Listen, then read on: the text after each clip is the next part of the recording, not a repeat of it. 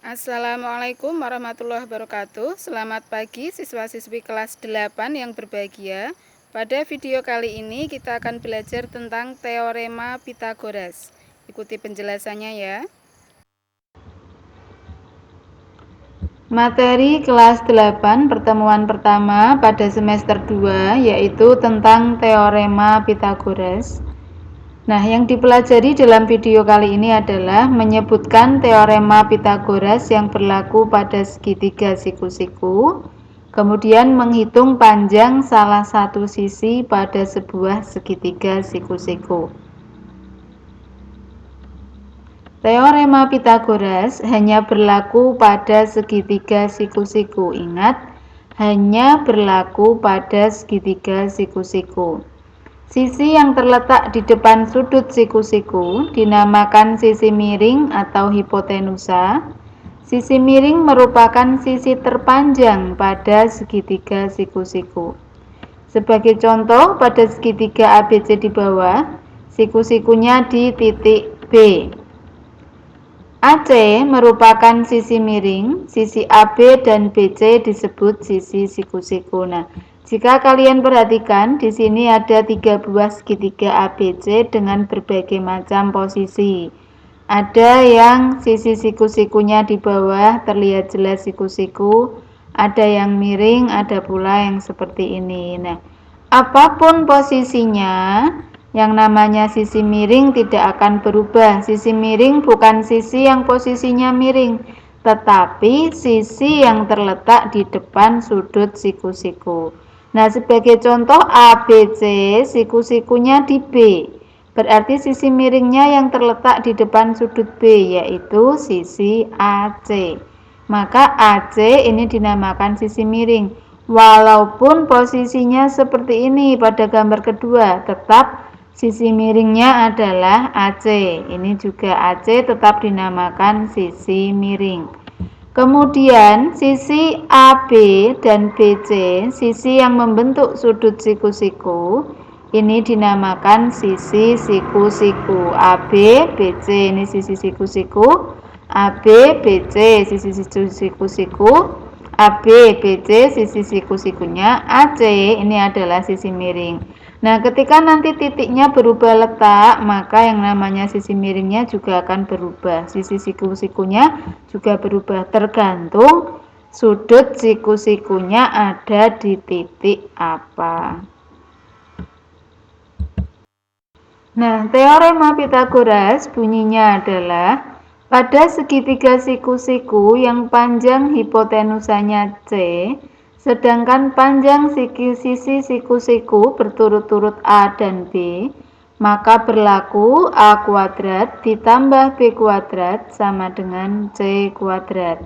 Di sini ada segitiga siku-siku, dengan A dan B adalah sisi siku-sikunya, C adalah sisi miring atau hipotenusanya, maka berlaku A kuadrat ditambah B kuadrat sama dengan C kuadrat, atau C kuadrat sama dengan A kuadrat ditambah B kuadrat. Jika dengan kata-kata, maka dapat dikatakan pada setiap segitiga siku-siku berlaku kuadrat sisi miring sama dengan jumlah kuadrat kedua sisi siku-sikunya. C kuadrat sama dengan A kuadrat ditambah B kuadrat.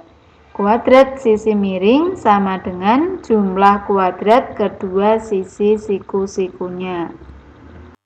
Sebagai contoh, perhatikan contoh segitiga siku-siku di bawah. Ingat, tergantung dari letak sudut siku-sikunya ya. Perhatikan segitiga ABC ini, siku-sikunya ada di titik A. Jika di titik A, kemudian ketentuan A kecil, B kecil, C kecil ini adalah sisi di depan A besar diberi A kecil, sisi di depan sudut B besar diberi nama B kecil, sisi di depan sudut C diberi nama C kecil. Nah, kita ingat siku-sikunya di A. Kuadrat sisi miring sama dengan jumlah kuadrat dari sisi siku-sikunya. Ketika A ini adalah sudut siku-siku, berarti sisi miringnya adalah yang di depan A, atau sisi yang terpanjang, yaitu sisi BC. Maka teorema Pitagorasnya menjadi kuadrat sisi miring, berarti BC kuadrat sama dengan AC kuadrat ditambah AB kuadrat. Kuadrat sisi miring sama dengan jumlah kuadrat sisi siku-sikunya. Apakah harus AC dulu? Tidak, misal AB kuadrat dulu juga boleh. BC kuadrat sama dengan AC kuadrat ditambah AB kuadrat.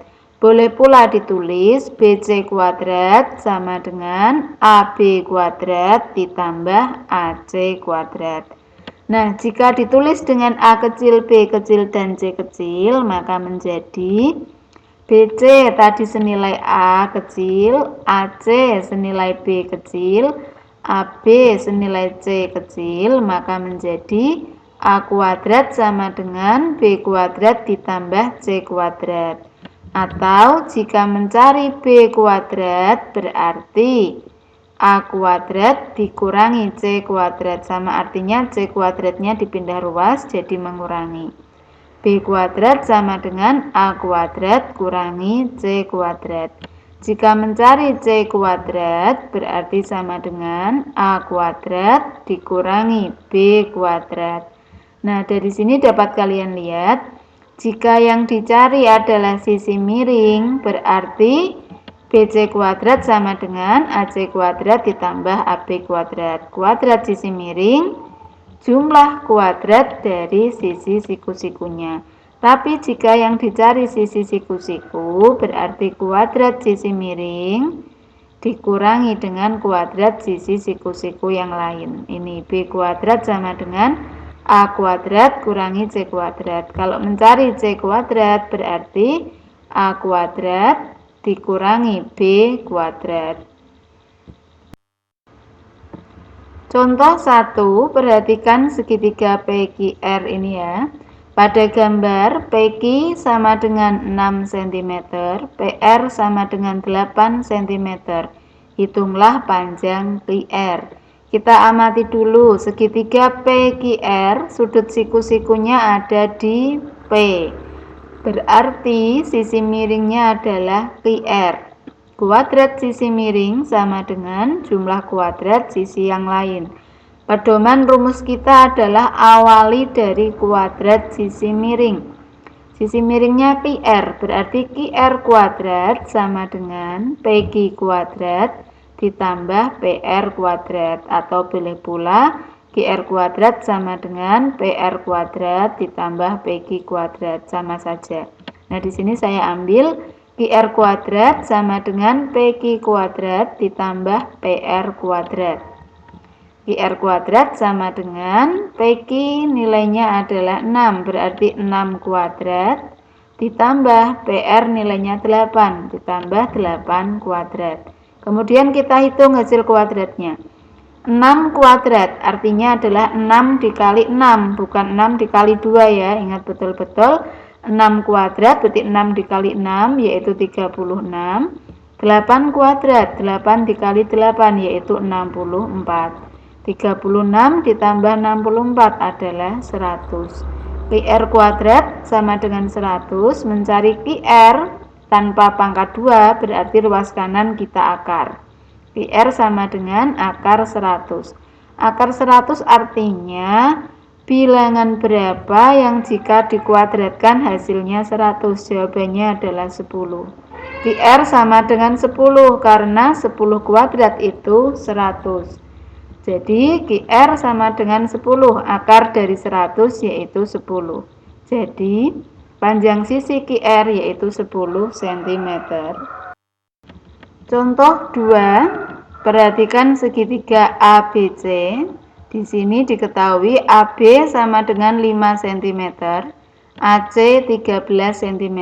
Hitunglah panjang BC. Ingat, rumus tadi, rumus Pitagorasnya tergantung letak titik ABC-nya ya. Tidak bisa rumus tadi langsung kalian hafalkan selalu A, B, dan C posisinya tetap, tidak. Nah, kalian harus memperhatikan letak sudut siku-sikunya. Segitiga ABC siku-siku di B, berarti sisi miringnya yang terletak di depan B yaitu sisi AC. Berarti rumus kita awali dari AC. Kuadrat sisi miring sama dengan jumlah kuadrat dari sisi yang lain.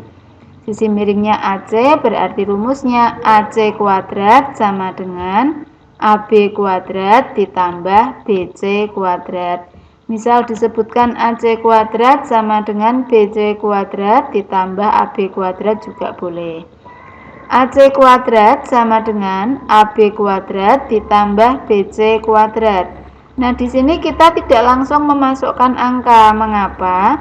Karena yang ditanyakan bukan AC melainkan BC. Maka lebih baik kalau kita pindah ruas dulu. Karena yang ditanya BC kuadrat berarti AC kuadrat dikurangi AB kuadrat. BC kuadrat sama dengan AC kuadrat dikurangi AB kuadrat, baru kita masukkan. AC 13 berarti 13 kuadrat dikurangi AB 5 berarti 5 kuadrat. 13 kuadrat 13 dikali 13 yaitu 169. 5